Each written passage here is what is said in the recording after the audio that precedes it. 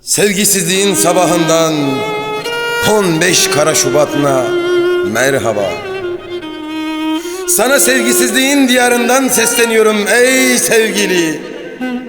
Bugün aşkların kapitalizme uşak edildiği, sevdaların dilsiz, sağır cellatlarca böğründen bıçaklandığı, biz öksüzlerin, yetimlerin kara trenlerde dünyaya kurban edildiği, sunulduğu gün, sana aşkların köle olarak satıldığı emperyalist pazarlardan sesleniyorum ey sevgili.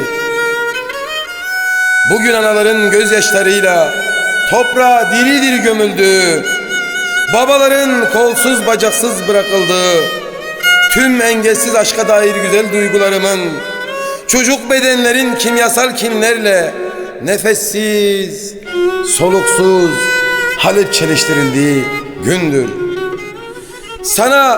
Sana gözlerin gamsız, martıların kanatsız, güllerin dikensiz, aşkların aç, çıplak, susuz kaldığı diyarlardan sesleniyorum ey sevgili.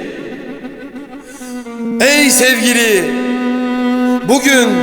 bugün günlerden kara Şubat olsa da, her ayrılığın ucunda ölmek olsa da, Pir Sultanlar, Şeyh Bedrettinler kurban versek de, Hüseyinler Kerbela'da susuz topraklara kan olsa da, gözyaşı olsa da, bugün isyan günüdür. Bugün sevgisizliğe isyan günüdür. Bugün sevgisizliğe direnmek günüdür. Bugün günlerden sevgisizliğe merhaba günüdür. Aşkların